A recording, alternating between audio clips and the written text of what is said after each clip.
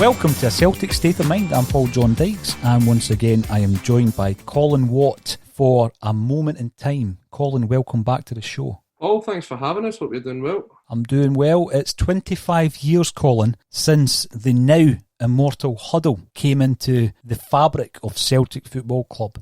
I've heard a wee bit of that spoken about during the week there. Some people have been born into supporting the club whilst we've done the Huddle. They know nothing else. Other, slightly older fans can remember a time when we didn't do the Huddle. So it is one of these things that is part of the club. It's part of your Celtic supporting life. You're 26 years of age. First game you ever went to, Celtic done the Huddle. So it's as normal to you as buying a bovril and a pie. It's just part of Celtic's DNA. For me, I remember being young, and when you got your bedroom done up for the first time, it was Celtic wallpaper. And there was a border, and it was a Celtic Huddle border. It's something that is just synonymous for me for growing up being a Celtic fan. We kind of look at today's game when we played Ross County, and we did a socially distant huddle where the players had to stand at least a metre apart. And that was strange.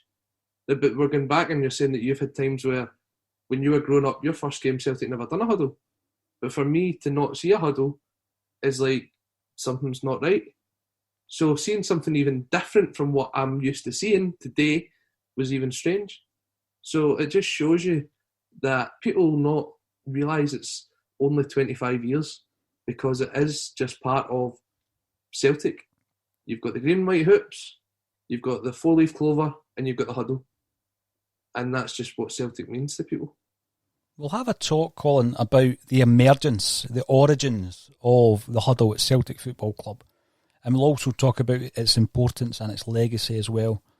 Now, the story is well known. Tony Mowbray wrote his name into the Celtic history books as being the individual who introduced the Huddle to Celtic. It was in a pre-season game in Germany, and it was against Kickers Emden, who at that time were a semi-professional club over in Germany. I think for a long time, a lot of Celtic fans were under the understanding or under the notion that it was all to do with the team coming together because of the untimely passing of Tony Mowbray's wife, Bernadette, who died of cancer. But Tony himself has said that it was more of a means of him bringing the players together because he had to bring them together at that time. And I've been looking at that pre-season in particular. It was Tommy Burns' second season. We're coming back from Hampden. We're returning to Paradise. And I think at that point we realised Rangers were racking up title after title, and we had to have a togetherness. And I think that was Tony's whole vision behind getting the boys together. Before that, should I say, meaningless pre-season friendly to do the Huddle, but it became part of Celtic on that particular day, as you've quite rightly said. Tony Mowbray, when you hear the name, do you think, oh, that's the guy that introduced the Huddle, or do you think, he had a terrible time as a manager? For a lot of my generation, they'll certainly look at Tony Mowbray as the manager and not the footballer. For those that are sort of educated on Celtic's history, they'll go back and they'll know about Tony Mowbray's time, the kind of period that he played through. Certainly the most difficult Celtic period that has been in recent history. We've well documented that. But for a lot of my generation, I'd say they see him more as the manager. And you can kind of see that from this, with bringing the togetherness, that managerial instinct was already there in him when he was a player. So it's no surprise that that's the route he ended up going down. Absolutely. I think we'll start off by talking about Tony. We've spoken about a long period ago when Celtic didn't do the Huddle. And I mean, I had been going for some time, Colin, as you quite rightly pointed out. Thank you that we didn't do the Huddle. Tony Mowbray, I remember, I was at his debut against Aberdeen at Celtic Park. He was a big name signing under Liam Brady. Came in with the worst haircut ever. Honestly, it was terrible, like, a big quaff, and it had kind of like silver streaks in it. And he hit the bar that day from about 30 yards. Centre half, no nonsense centre half. Big money signing for Middlesbrough. He's a Middlesbrough legend. He had a testimonial lined up whereby we went back down the following season and we played at what was Ayresome Park and the Tony Mowbray testimonial. And on that particular occasion, players like Andy Payton were playing for Middlesbrough. He would later come up and play for Celtic. So Tony Mowbray came up. He was one of the big names that Liam Brady brought in. When you think about the big names he brought in, Tony Mowbray, Tony Cascarino, Gary Gillespie, Stuart Slater, they would be the big money signings that Brady actually brought in. Cascarino was a flop. The only saving grace was we got Tom Boyd in return for him. A fantastic bit of business with Chelsea. Stuart Slater, as much as we all wanted him to be a success at Celtic, I think we want everybody to be a success. He was in the mould of a Celtic player. He was potentially a jinky kind of player who liked taking people on. He was entertaining. Didn't happen for him. Gary Gillespie, highly rated throughout his career, played with a very successful Liverpool side. Injuries ravaged his career. So arguably, Colin, the only big name signing that was a success was Tony Mowbray. When you think about the fact that he came in, he played for 5 seasons at the club and he played plenty of games. It wasn't a successful time for Celtic, but he played plenty of games. Would you agree, looking back as a player, successful signing? I mean, certainly within that era, you would say he's a successful signing. Unfortunately, he did leave the club without winning anything. I mean, we went on to win the Scottish Cup the year he actually left, but there's nothing there. There's nothing that you can say. Tony Mowbray, £1 million signing, won 2 League Cups, won 2 Premier Leagues, went back down south. Because if you look at the Celtic history from then onwards, there's a lot of players that were worse signings than Tony Mowbray. They could go on and say that they've got 3 and 4 league medals, or they've got a Scottish Cup, or they've got a League Cup. But unfortunately for Tony, he just kind of came in, as I've said, this was a terrible period in Celtic's history, and had things been different, had Celtic have the backing to kind of keep up with Rangers at that point, maybe he would have went down more within Celtic's folklore. But as you said, when you compare him to the likes of Stuart Slater, Tony Cascarino, it's quite hard not to say that he was a success. As I said, I was at his debut. I remember it against Aberdeen. I was also at the game where he scored against Rangers on New Year's Day in a 3-1 defeat, and bucketed with rain that day. Tony Mowbray, I think, in terms of Celtic's relationship, Celtic fans' relationship with him, he was a popular player. As you quite rightly said, he missed out on the game against Airdrie, as did Brian O'Neill. Brian O'Neill was injured. I think Mowbray was suspended actually for the final. But he was unlucky not to win a trophy there with Celtic. But then he was a leader. And I think what we've taken from Gordon Marshall's interview, for anybody who's not listened to Gordon Marshall's interview, it is a good listen from an ex-Celt who spent 7 years at the club. And a lot of Celtic fans don't like Gordon Marshall and have refused to listen to it. But he does give you a good insight, Colin. And what he says is that Mowbray was always a leader. He was always a leader in the changing room and on the training pitch. So when you look at the fact that it was him that brought the boys together to do that huddle, it is absolutely no surprise, due to the fact that he was a captain. Even though he wasn't the captain of the club, he played like a captain. He took on the captain's leader's role. And the team that Celtic had out that day when we played Kickers Emden on the 23rd of July 1995 read as follows: Pat Bonner in goals, Lee Martin, Tosh McKinlay, Malky Mackay, Tony Mowbray, Peter Grant, Brian McLaughlin, Rudy Vata, Pierre Van Hooijdonk, Andy Walker and John Collins. So these were the guys who have been immortalised in that first image of Celtic doing the huddle. You're looking at that starting 11, Colin. What's your take on that? It's a starting 11 that shouldn't get beat off a second, third, fourth, whatever division German team that they were at the time. That is a team full of internationalists. It is a team full of exciting, attacking players, and yet it still didn't click. So maybe Mowbray had something there when he said they had to bring the team together, because that is a squad that should do and did go on to do very well within Scottish football. Not quite reach the pinnacle, but losing to a German side, losing the week before, there was obviously something not quite right there, and by the looks of it, Mowbray was looking to address it. I think I look at the side, Colin, and I think to myself, it's a very weak Celtic side. I know they should never have been beaten from a semi-professional German club, but Pat Bonner at that stage was coming to the end of his time, his end of his playing career.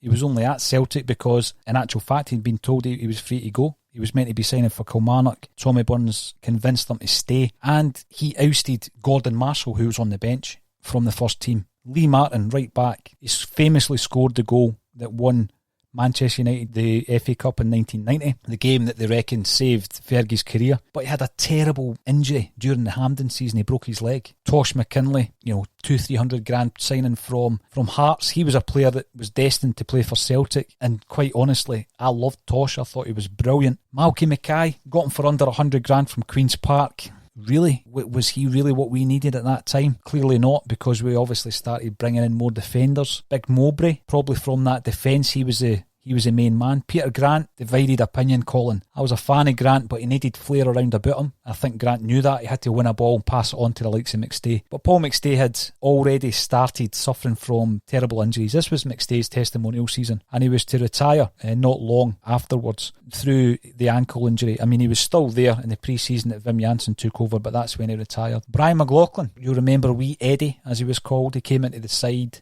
He was one of the young guys that came through in the same kind of crop as Stuart Gray, Simon Donnelly. And again, he promised a lot, but it didn't really materialise. Rudy Vata, brilliant interview on A Celtic State of Mind with Rudy Vata. Albanian internationalist. He was adaptable. He was more of a utility player, and he turned Tommy Burns round. Tommy Burns initially didn't rate him. He said, "You're a Liam Brady signing, and you can follow Liam down to Brighton." But Vata stayed, won the Scottish Cup, and stayed for some time afterwards. Van Hooijdonk is one of only two class acts in that team. He had proved himself the season before. He went on to score over 30 goals this year. He's partnered by Andy Walker in his second spell. Didn't really work out for Walker second time round. And the second class player I would suggest was the number 11 that day, John Collins. So I'm looking at that team and I'm thinking, we're up against Rangers, who are steamrolling the Scottish League season after season. And as a fan, I'm looking at that thinking that team is not strong enough, Colin. But then you've got to remember, Paul, this is still during the sort of biscuit tin era. This is during the period where when the money came in, it was spent sparingly. You mentioned the likes of Mowbray signing for £1 million and things like that, but for £1 million you could have probably got a far better player from down south. But when you're trying to encourage people to come up, when they're looking at Rangers running away with the league, what was the kind of players that we could target in that era? Do you know what I mean? It's not as if we could go out and get a Terry Butcher. It's not as if we could go out and get a Mark Hateley. These players moved to Rangers to win trophies, and during that period where they were living beyond their means, that's what they done.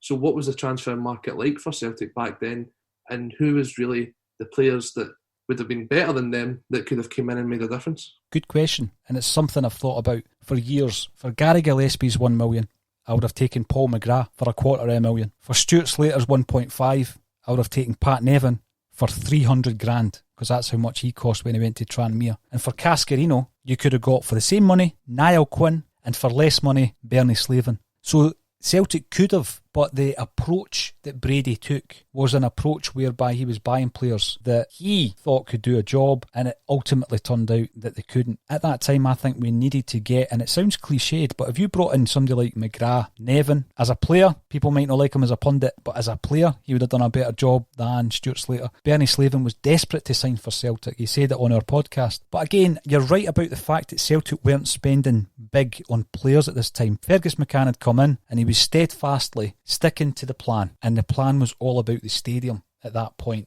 So in that pre-season, Colin, you're spot on. We didn't go out and splurge millions on players. As the season progressed, we started bringing in John Hughes, Jackie McNamara, Morton Vikhorst, eventually George Cadet. That little bit of quality that Cadet gave us, it was delayed. That's another podcast as well, as to why it was delayed.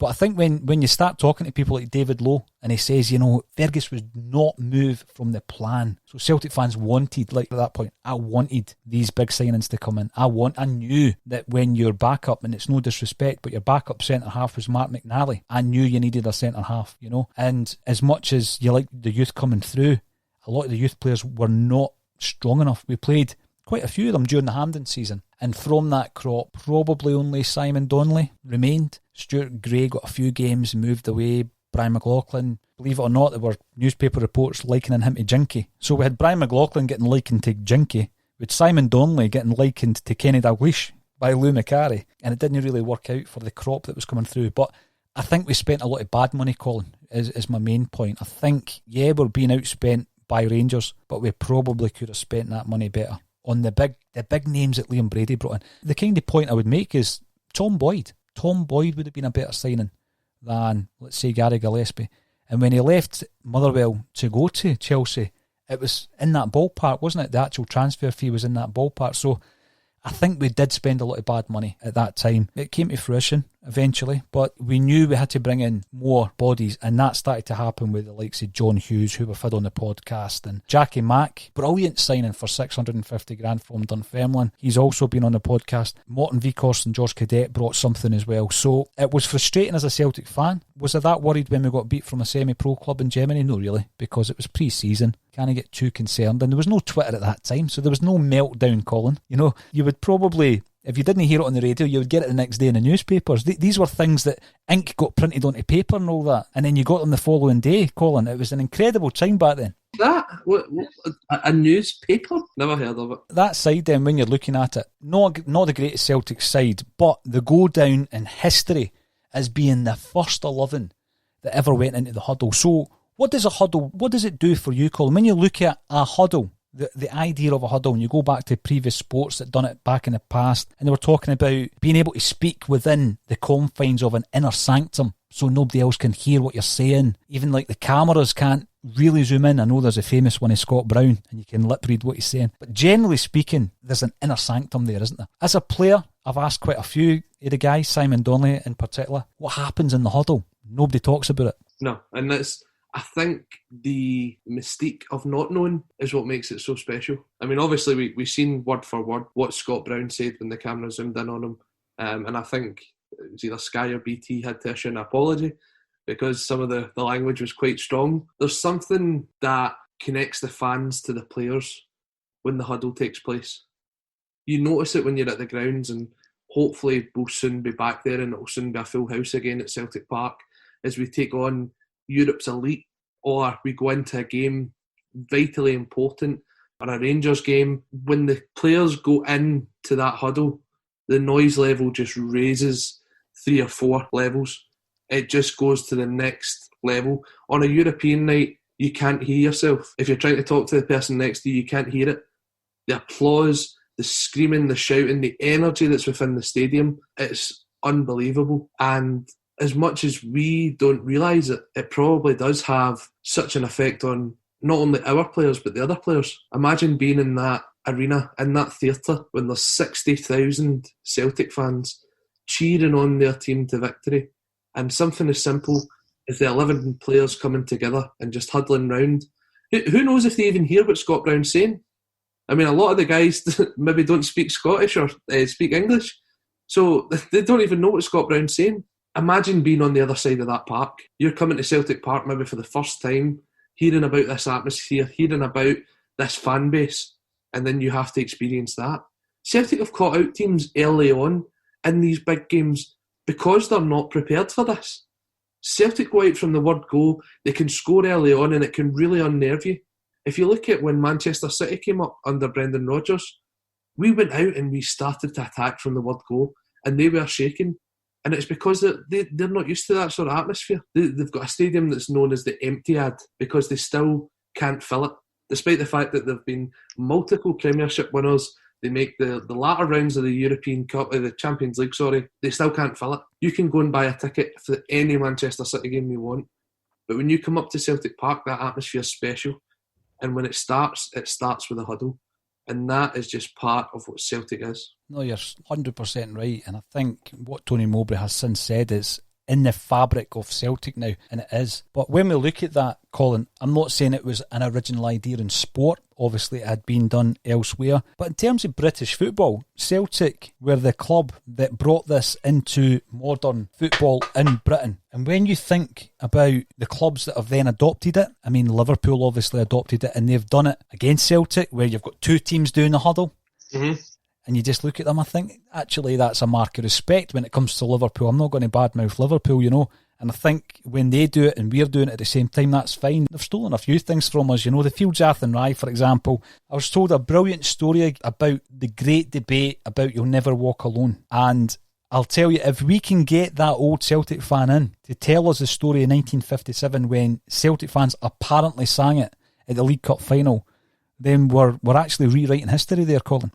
So we don't mind when teams like Liverpool copy us, but Yeah. We mind when teams like Rangers copy us after they've won a league. Do you know, I remember various teams trying it. Obviously, there's the infamous Rangers moment where they did the huddle. Pretty classless, wasn't it? But you expect nothing less. But there's been times where teams have came to Celtic Park and it's not a sign of respect when they do the huddle.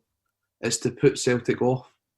Because you see Celtic emerging from the huddle and then all of a sudden these players start to go into one to delay the game, to bring down that atmosphere. Just what I was talking about a minute ago, trying to turn the crowd, trying to influence the crowd. But I mean, as you say, Celtic is synonymous with the huddle. I mean, it's got to the stage that it gets in people's minds so much, and Celtic can live rent-free in a lot of people's minds, where you've got teams like Sheffield United who do a huddle and their £20 million striker, Ollie McBurney, won't even take part in it because he's a Rangers fan. If you're a Sheffield United fan, you're wanting that player to show respect to your own team before he even looks at who he supports on a Saturday afternoon. Colin, it's pathetic when you see him standing there with his big daft beard refusing to do the huddle. So I think you're right to bring that up. When you see Rangers doing it to try and mock Celtic, or you see Ollie McBurney refusing to do it, you know what? It just feeds our resolve. The fans feed off the huddle. The players thereafter feed off the fans. At some point around about 2010, probably emanating from the Green Brigade, I guess, the fans started doing the huddle. We turned our back on the action. We started doing it. That then became another staple part of going to a Celtic game, Colin. And the story I would give is actually around about the same time as that German pre-season tour. We played St. Pauli, and the friendship was already there, but it's grown since then. And I had a couple of St. Pauli fans come over to Celtic Park. They wanted to see the whole experience of watching Celtic. So they wanted to go down the Gallagate beforehand. They wanted to go to Baird's for a pint. They wanted the whole experience. They wanted to hear Walk On. Didn't happen because we were playing Hearts and it was a Sunday. And they wanted to see the huddle, the famous huddle. Not only the players doing it on the park, but they wanted the crowd. And thankfully we did it that day. It was a 1-0 game and Samaras scored the goal. So talk to me about your most memorable huddle in the stands. There's been some fantastic ones. I think if we take it right back to sort of when it first began within the stands, I remember doing it away at Tannadice when we were beating Dundee United, where you've got literally about 6,000 or 7,000 Celtic fans taking over Dundee when they go through. But the one that probably sticks out and one that everyone can go and take a look at again is the 3-0 game against Rangers. The one where Gary Hooper sends David Weir in the complete wrong direction. One of the best Celtic images you'll see. And the fans from about the 50th minute onwards, it was the huddle, it was just can't get enough, it was You Are My Larson, it was everything. It was a total party mood. Celtic were going on to win the title, and in the stands you could just feel like something special was taking place.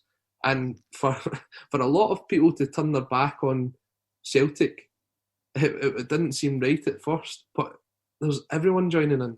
The generations of fans, as you say, that only know the huddle as something that took part on the pitch, ones that still remember the first time it ever happened, ones that still remember going to Lisbon.